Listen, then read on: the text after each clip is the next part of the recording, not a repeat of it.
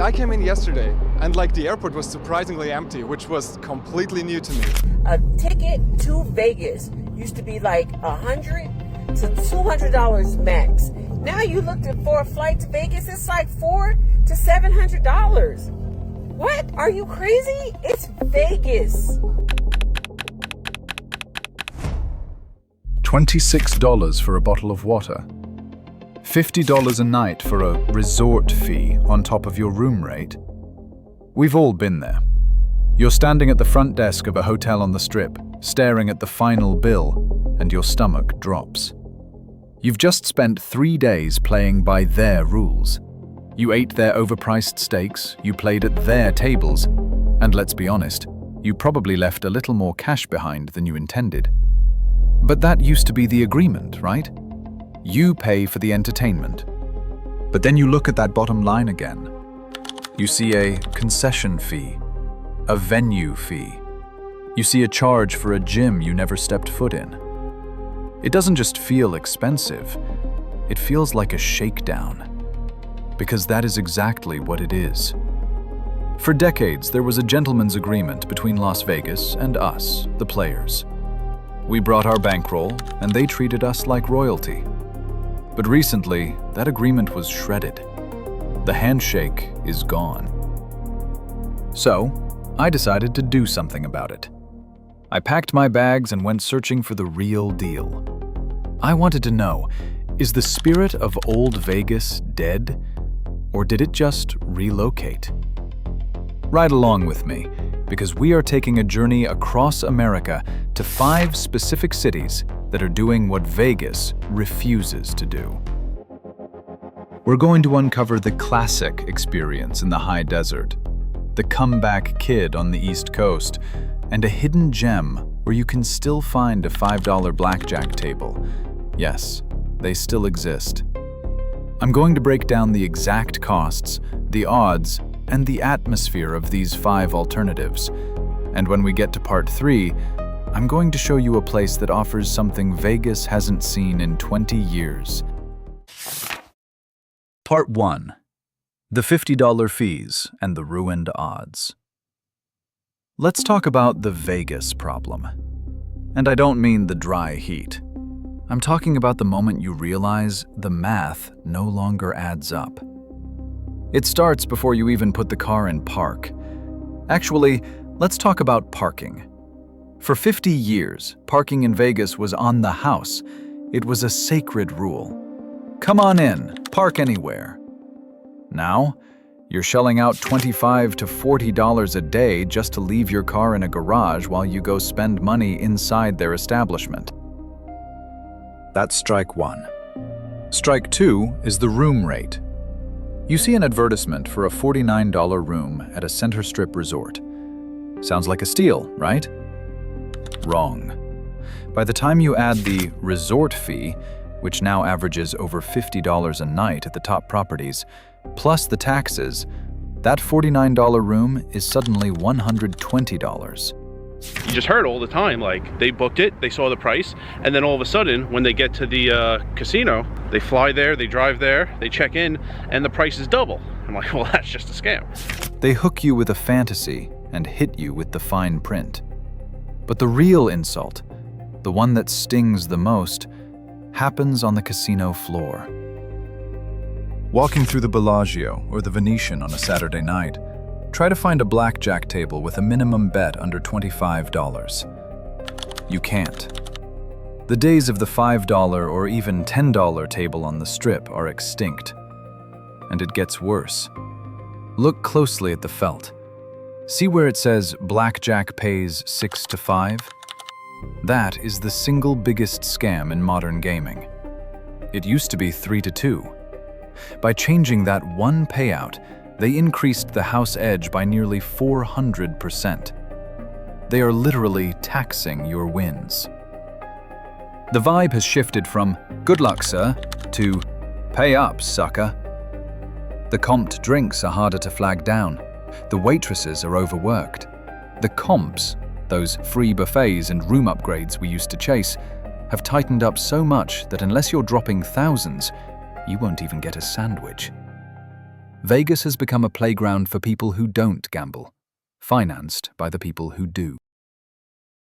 But what if I told you there are places that haven't forgotten the golden rule? Places where your $500 bankroll still makes you a VIP. Let's leave the Strip in the rearview mirror. Our first stop takes us 450 miles north, to a city that calls itself the biggest little city in the world. Part 2. Reno, Nevada. The classic experience. If Las Vegas is the flashy, overpriced nightclub that makes you buy a $500 bottle just to sit down, Reno is the neighborhood bar where everybody knows your name and the pours are heavy. For years, people looked down on Reno. They called it Vegas's ugly stepsister. They said it was stuck in the past. But here in 2025, being stuck in the past is exactly what makes Reno incredible. While Vegas was busy trying to become Dubai, Reno stayed true to what made Nevada famous in the first place: pure, unadulterated gambling. When you walk into the Peppermill or the Atlantis in Reno, the atmosphere hits you instantly. It's warmer. It's less frantic. It feels like the Vegas of 1995. But the real magic happens when you sit down at the tables. Remember those $25 minimums we talked about on the Strip? In Reno, a $10 blackjack table isn't a myth, it's the standard. You can actually find $5 craps on a Friday night. And unlike the Strip, where the rules are rigged against you, Reno casinos often offer better odds because they actually have to compete for your business. They don't have the fountains or the volcanoes to distract you, so they have to offer you a fair game. But here is the detail that truly separates Reno from its southern cousin. In Vegas, resort fees are mandatory, non-negotiable, and frankly, insulting. In Reno, while some corporate spots have adopted them, you can still find major quality casinos that either waive them for players or don't charge them at all. Imagine checking out of a hotel and seeing a bill that matches the price you booked online. It feels like a victory. Reno proves that you can have lights, action, and luxury without the corporate arrogance. It's the classic experience we thought was gone forever. But maybe the desert isn't for you. Maybe you want the coast.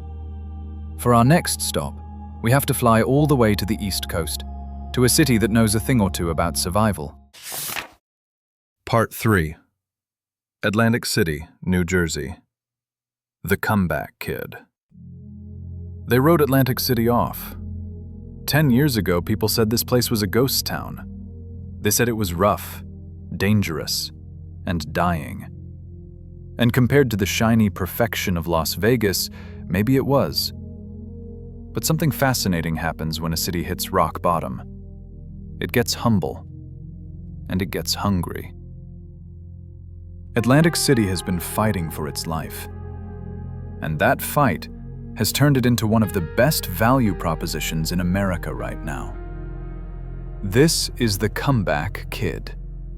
Over the last few years, billions, yes, billions, have been poured into this city. The Hard Rock and Ocean Casino Resort have transformed the boardwalk. These aren't dusty old relics. These are sparkling, world-class resorts that rival anything you'd see on the Strip. But the difference is in the attitude. Walk into the Ocean Casino on a Tuesday. The pit bosses greet you. The dealers chat with you. They are genuinely happy you are there. Why? Because they know they aren't the only game in town anymore. They know they have to earn your loyalty. In Vegas, you are just a credit card number. In Atlantic City, you are a guest. And the numbers back this up. While Vegas is pushing $25 and $50 minimums, Atlantic City is fighting to keep the $10 and $15 tables alive. They know that the East Coast player is price sensitive. They respect the value of a dollar. It's gritty, yes. It's got a different edge than the desert. But standing on the boardwalk, listening to the Atlantic Ocean crash against the shore, holding a stack of chips that didn't cost you a mortgage payment to buy, you realize something important. Atlantic City is trying. Vegas stopped trying years ago. But maybe $10 tables aren't cheap enough for you.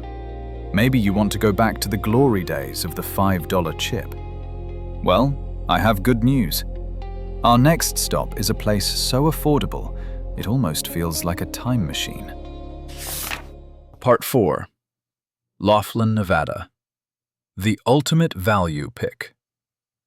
If you drive 90 miles south of Las Vegas, the neon lights fade, the traffic disappears, and you find yourself on the banks of the Colorado River. Welcome to Laughlin. Some people call this Vegas for the elderly. I call it the holy grail of value. Laughlin is frozen in time, in the best possible way.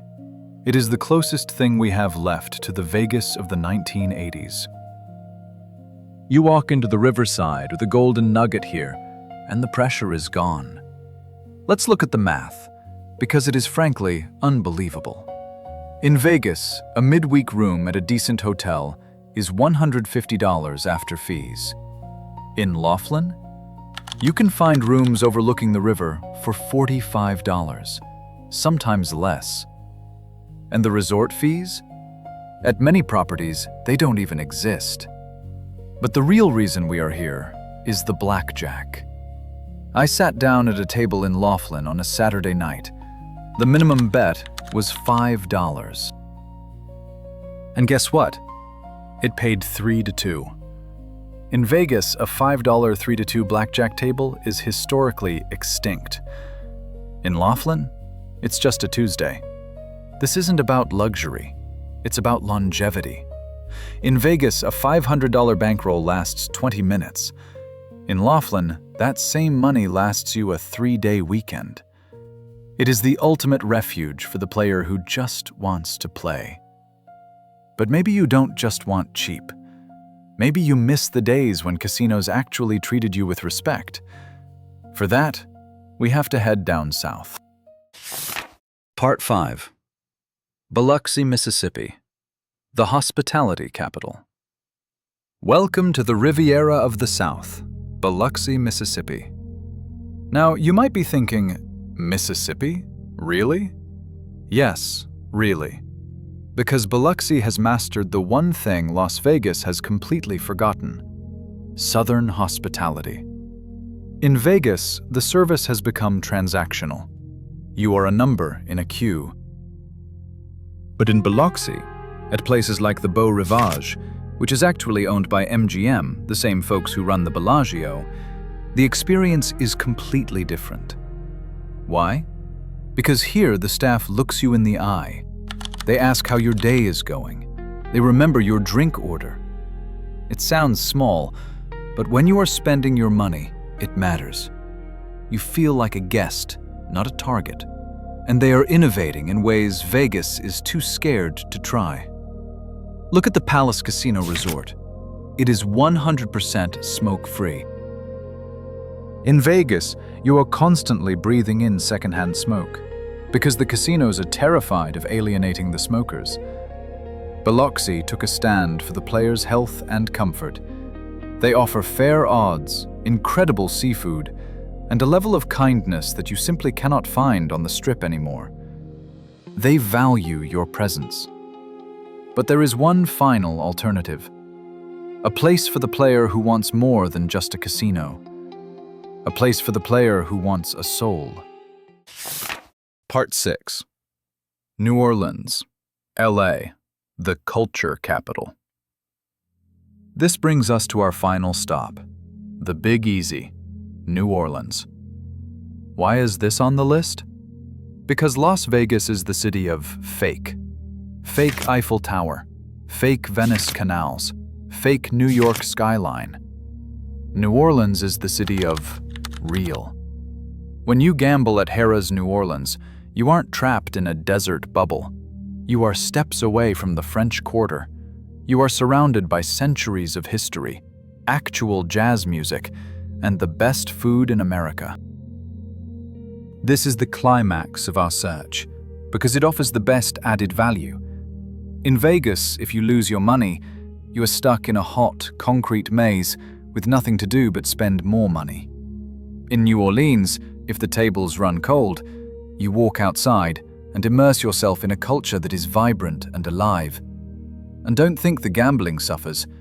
You can still find $15 tables with friendly dealers who are happy to swap stories with you. It's a reminder that gambling should be a part of your vacation, not the entire vacation. Vegas demands 100% of your attention and your wallet. New Orleans invites you to play, but it also invites you to live. Part 7. Vegas is the amusement park.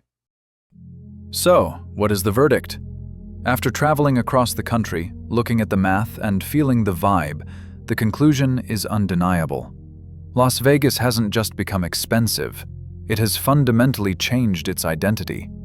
It is no longer the gambling capital of the world. It is a corporate amusement park designed to extract maximum revenue from tourists who are there for the spectacle, not the game. They built a world of $50 resort fees and 6 to 5 blackjack because they stopped caring about the player. They traded the handshake for the spreadsheet. They bet on the fact that you wouldn't notice the difference or that you wouldn't care. But as we've seen, the spirit of the casino isn't dead. It just moved. If you want the classic feel without the corporate greed, you have Reno. If you want a city fighting for your respect, you have Atlantic City. If you want pure, unbeatable value, you have Laughlin. If you want to be treated like a human being, you have Biloxi. And if you want a soul, you have New Orleans. These cities prove that you can still run a profitable casino without insulting your customers. They prove that the old deal, where your play earns you perks, is still alive and well if you know where to look. In the end, Las Vegas forgot a simple truth. You cannot build an empire by disrespecting the people who built it. They turned their heart into a profit margin, and now, the real players are walking away. So now, I have to ask you, are you one of the people who has finally given up on the Strip? Are you tired of paying for parking just to play a rigged game? Or do you still think the Vegas lights are worth the price of admission? Tell me your story in the comments below. Tell me if you found your own alternative paradise that I missed. Because the only way we force Vegas to change is by taking our money where it's actually appreciated. If you enjoyed this deep dive and want to see more honest truths about the industry, please hit that like button and subscribe. We're going to keep exposing the numbers they don't want you to see. Thanks for watching, and good luck at the tables.